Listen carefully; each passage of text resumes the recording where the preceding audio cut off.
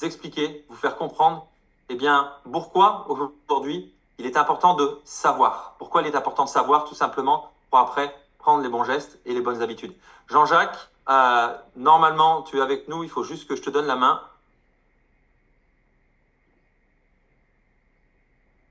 C'est parfait. Alors, on Ah, t'entend, mais on ne te voit pas. OK. Merci à toi, Jean-Jacques, d'être ici et je te donne la parole sans plus attendre. Il y a tellement de choses à dire. Merci encore à toi d'être présent avec nous ce soir. avec plaisir, toujours avec très grand plaisir, tout le monde. Euh, je vais commencer ce soir par simplement par vous dire que les choses continuent d'avancer. Ce qui est extraordinaire pour moi, c'est que finalement, dans le monde de la recherche, euh, sans recherche, on n'arrivera jamais à rien. La médecine n'arrivera à rien, ou pas à grand-chose. C'est grâce à la recherche, aux fonds qui sont donnés à la recherche, aux chercheurs qui font tout ce travail pour montrer les voies et l'utilisation de certains médicaments, certaines molécules aujourd'hui. Et donc, ce qui a encore amené un petit peu plus d'eau à mon moulin, il y a une quinzaine de jours, j'étais à Gustave Roussy et j'ai rencontré pour la première fois la nouvelle patronne au niveau européen donc du cancer du sein, qui est le professeur Laurence Albigès, qui est une femme extraordinaire. Ce qui est très drôle, c'est que lorsque nous avions organisé cette fameuse conférence Rethinking Cancer 2017, le 21 septembre 2017, au sein de Gustave Roussy, donc, où il y avait toute la presse, il y avait de nombreuses personnes internationales qui étaient venues, nous avions la plupart des meilleurs chercheurs, et bien cette personne était une jeune oncologue qui était parmi l'Assemblée, assise sur un siège, et qui m'avait connu à ce moment-là, mais je ne l'avais jamais rencontrée. Et elle avait toujours dans l'idée de me rencontrer. Elle a été formée par le professeur Bernard Escudier, qui était le patron de la recherche du cancer du rein en Europe, qui était le chairman de l'ESMO, la Société Oncologie Européenne en français. Euh, et donc, eh bien, elle m'a dit tout simplement qu'elle était emballée par ce que nous avions lancé. Euh, et puis aujourd'hui, elle en parle autour d'elle à tous ses collègues.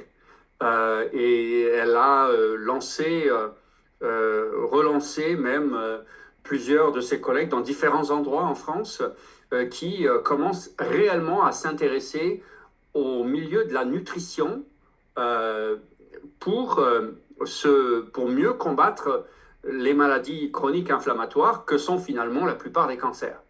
Donc ça, c'est une énorme avancée euh, pour moi de voir un certain nombre de ces gens-là qui c'est pas qu'ils n'étaient, qui ne voulaient jamais faire de pas en avant, c'est que simplement ils n'ont jamais été formés dans ce sens, que ce n'est pas du tout, ça ne fait pas partie du programme de médecine. Donc, tout simplement, euh, il faut partager cette information comme nous faisons tous avec Zinzino aujourd'hui, et que aujourd'hui, nous réalisons par ce biais que l'intervention sur le métabolisme est absolument non seulement nécessaire, mais vitale pour l'avancée dans le temps de nos vies, de notre bonne santé et surtout la santé de nos plus jeunes, de nos petits-enfants aujourd'hui, puisque ce sont eux qui sont véritablement touchés. On voit des choses qu'on n'a jamais vues auparavant. Et donc, euh, ce dont on parle aujourd'hui, avoir une action sur le métabolisme humain, eh bien, c'est ce que fait Zinzino, tout simplement, par le biais de la recherche, par le biais, alors je ne sais pas si certains d'entre vous, je sais que c'était en anglais, étaient aujourd'hui sur la présentation de concepts des nouveaux produits, de comment ça se faisait, du principe de leur recherche finalement. eh bien, c'est de mettre ensemble certains actifs qui sont aujourd'hui les plus connus, les plus publiés surtout, ce qu'on a à l'intérieur des produits de Zinzino. Donc, voilà, ça c'est une avancée extraordinaire. On sait aujourd'hui que si on associe ces molécules, l'ensemble de ces différentes de ces différents produits finalement, puisque ces molécules sont réunies en synergie à travers certains de ces produits, eh bien, on arrive à de meilleurs résultats encore lorsque on les associe avec certaines interventions métaboliques qu'on appelle restriction calorique, certaines formes de nutrition, et puis certaines formes de jeûne, on l'appelle le FMD, c'est-à-dire une sorte de nutrition très peu calorique qui imite le jeûne finalement. Et je parle de ça parce que je viens d'apprendre ce soir que à Biarritz, nous allons récupérer le FIPA documentaire, c'est-à-dire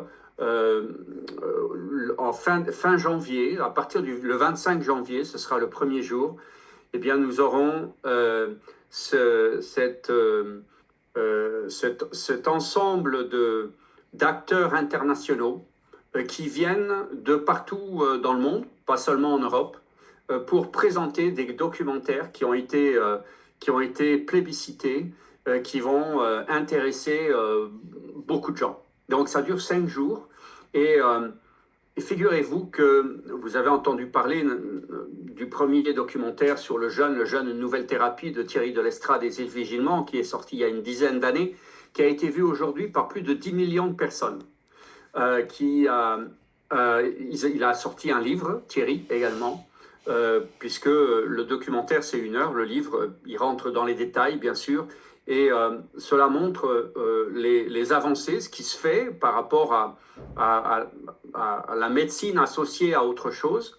Eh bien, Arte a demandé à Thierry et Sylvie Gilman de faire le documentaire partie 2, ou la nouvelle version, puisqu'en 10 ans, il s'est passé beaucoup de choses. Eh bien, figurez-vous que et le documentaire et le livre, la version 2 du livre, vont être présentés le 25 janvier à 18h30.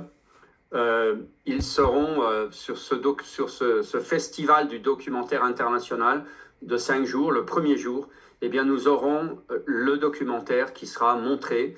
Le livre, lui, eh bien, il commençait par une histoire d'une certaine juge des États-Unis, du sud de Californie, qui a participé aux premiers essais cliniques. Eh bien, le nouveau livre commence par la mienne, par mon histoire. Alors, j'étais pas au courant, c'est une surprise. Donc, je me dois d'être là. Je serai en Australie. Je reviendrai suffisamment tôt pour pouvoir participer et répondre à toutes les questions. Parce que il y a une salle de 1000 places, je crois. Donc, j'encourage tout le monde à garder cette date, le 25 janvier. Prenez votre voiture, comme je dis, le train, l'avion, venez à la nage, mais venez à Biarritz et venez voir ça parce que ça va être extraordinaire. Il y aura il y aura questions-réponses sur le plateau pour tout le monde. Et puis je serai là à partager avec vous beaucoup de choses. Donc, pourquoi je parle de ça? Eh bien, parce que c'est la route que les chercheurs de Zinzino ont choisie. Paul Clayton, avec qui j'entretiens d'excellentes relations maintenant, eh bien,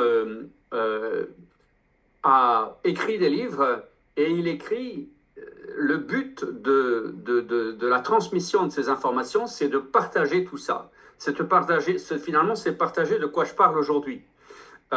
Puisque connaissant très bien la pharmacologie, puisqu'il vient du monde de la pharmacologie clinique et connaît un grand nombre de ces chercheurs, il se trouve qu'il ne peut plus les voir en peinture, pour certains, pour la façon dont ils ont évolué, en fait, de faire des choses, de sortir des produits qui n'ont strictement aucun impact positif sur le métabolisme.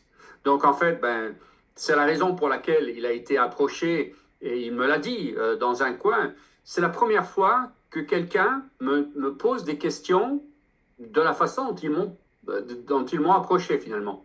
Tirkorian lui a demandé simplement s'il était intéressé pour rejoindre Zinzino et lui a dit, moi ce que je veux c'est que tu nous aides à faire des produits que toi tu veux prendre, que tu veux donner à ta famille. Et c'était la première fois que quelqu'un l'approchait dans ce sens. Donc finalement, ben, il a, il a été emballé par l'idée et puis il a commencé évidemment l'association de ses connaissances avec les autres membres du comité scientifique et c'est pour ça qu'on a aujourd'hui des produits qui fonctionnent. Qui fonctionnent, pourquoi? Ben parce que effectivement, ils se sont associés, c'est un des clients du fameux laboratoire de Vitas aujourd'hui qui est à Oslo. Et ce laboratoire Vitas, eh bien, c'est aujourd'hui le NEC plus ultra, c'est probablement le plus avancé. Ce laboratoire, il est absolument indépendant. Il a des clients. Zinzino est un client, mais j'ai appris encore récemment que Gustave Roussy est un des clients également, qui envoie certains de leurs tests sanguins à faire, à vérifier chez Vitas, que King's College à Londres fait la même chose, que Harvard à Boston fait la même chose, que Stanford, la seconde université américaine aux États-Unis, à San Francisco, envoie aussi certains de leurs tests sanguins chez Vitas. Donc, on se demande pourquoi. Donc, en fait, Vitas, Excel, ils ont pris plusieurs longueurs d'avance dans finalement cette façon de faire la vision et l'objectif finalement de faire simple mais extrêmement précis. Donc en fait, ben, effectivement, ils ont sorti ces fameux tests, hein, le balance test, donc c'est celui que tout le monde devrait faire aujourd'hui. Euh, j'en parle pas parce que évidemment, on a tellement d'informations dessus, mais c'est vraiment le test qui va faire la différence chez chacun d'entre nous aujourd'hui, puisque en plus de certaines choses, eh bien, rétablit en fait la bonne santé de la membrane cellulaire qui est absolument vitale pour le fonctionnement de nos organes, en fait.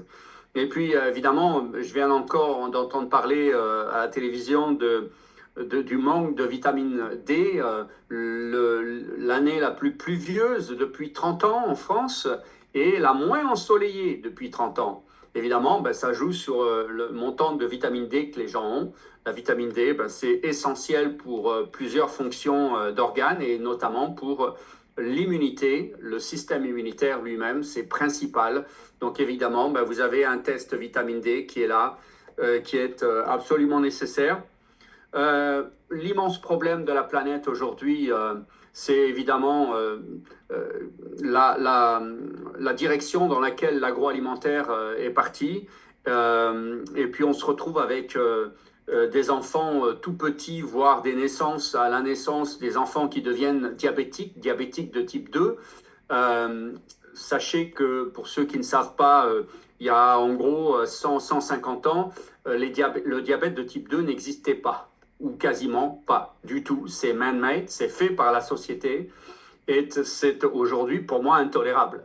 Et c'est non seulement plus intolérable que les médecins aujourd'hui, pour eux, parce qu'on leur a appris, c'est que ce n'est pas soignable, c'est juste manageable. Donc on donne un médicament à prendre à vie. Alors qu'aujourd'hui, nous avons avec moi des chercheurs qui s'associent à des cliniciens par la nutrition qui font faire demi-tour au diabète de type 2 à vie. C'est-à-dire que les gens ne sont plus diabétiques et ne retombent pas diabétiques. Donc, la puissance de la nutrition, finalement, avec ce qu'on a, et évidemment, certaines des molécules ou des actifs qu'on a dans les produits qu'on a, la balance oil, par exemple, est tout à fait favorable à ce genre de choses. La phycocyanine est également tout à fait favorable. Donc, voilà ce qu'on a. Donc, ils ont sorti ce test HbA1c, hein, qui est le test HbA1c qui peut se faire en laboratoire, mais c'est tellement plus simple de le faire à la maison. Alors voilà, ça c'est bien là, je suis bonne caméra. On teste évidemment notre condition prédiabétique, diabétique sur le long terme. Alors le long terme, qu'est-ce qu'ils entendent par le long terme? Sur un mois ou deux finalement. Donc voilà ce qu'on a entre les mains. C'est évidemment, si on parle de produit, la star du produit c'est ça, puisque finalement c'est ça qui va donner le là. Ou dire, c'est ce qu'on va tester chez nous, on va savoir de où on part et dans quelle direction aller. C'est remarquable, évidemment. Et donc, avoir des tests qui viennent d'un laboratoire aussi impactant dans le monde, eh bien, c'est extraordinaire. On a une chance inouïe. Donc, pourquoi ne pas s'en servir? Pourquoi quelqu'un, aujourd'hui, dira, ah ben non, pas pour moi, moi je vais faire autrement. Bon, je déconseille. Aujourd'hui, on a une chance extraordinaire, autant l'utiliser. Donc évidemment, eh bien, en parlant de Zinzino, comme je dis, j'expliquais un petit peu dès le début, nous avons effectivement à notre portée des produits qui ont été pensés avec une grande précision, encore une fois, par ces gens qui veulent avoir un résultat, qui veulent prendre les produits, qui veulent les donner à leur propre famille. C'est pas juste pour faire des produits et le vendre sur le marché pour faire du chiffre. Ça n'a rien à voir par rapport à plein d'autres compagnies. Donc aujourd'hui, il y a des produits dont je parle souvent, il y en a d'autres, il suffit d'aller sur le site, ça fait un peu doublon. Donc ceux qui font un peu doublon, c'est pas qu'ils sont pas bons, c'est que on a déjà une grosse partie des actifs dans ceux que je présente d'habitude. Donc évidemment, l'huile, le balance oil, finalement, ouais, c'est là. Donc le balance oil, finalement, c'est la trouvaille qu'ils ont fait, puisqu'aujourd'hui, on s'aperçoit évidemment, encore une fois, que sur la planète, l'ensemble des populations a un énorme problème d'impact de l'inflammation chronique, puisqu'on sait aujourd'hui que l'impact de la nutrition est devenu global. Global, c'est le globe. Il y a des années de ça, les cultures permettaient d'avoir des gens ou des populations qui allaient beaucoup mieux que d'autres. Et aujourd'hui, c'est plus le cas du tout. Aujourd'hui, tout le monde est impacté, à part certaines tribus en Afrique qui ne sont pas touchées par l'importation de l'ensemble de ces produits, finalement, qui sont pré-préparés avec des molécules hautement addictives, des UPF, les ultra-processed foods.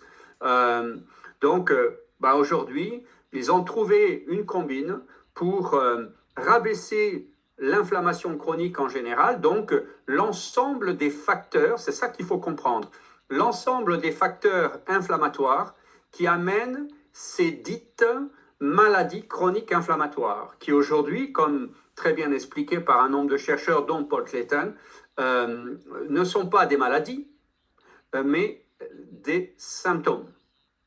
Et on a donné, au fil des années, des noms, des termes médicaux à chaque symptôme, de façon à s'entendre avec les laboratoires, certains des laboratoires, pour qu'ils puissent produire une molécule chimique, un médicament ou plusieurs, à donner en réponse à chaque symptôme, en sachant que ces symptômes sont presque à 100% de l'inflammation chronique de bas grade au départ. Et que cette inflammation chronique peut être contrôlée par des actions simples sur le métabolisme. Donc, comme je dis, enlever le sucre, c'est la base. Avoir une nutrition qui soit finalement rabaisser les glucides, puisqu'aujourd'hui, les glucides, il y en a partout. Il y en avait déjà il y a 150 ans, mais il y avait ce qu'il fallait, simplement. Et on fonctionne très bien avec un petit peu de glucides. De toute façon, les glucides, il y en a partout.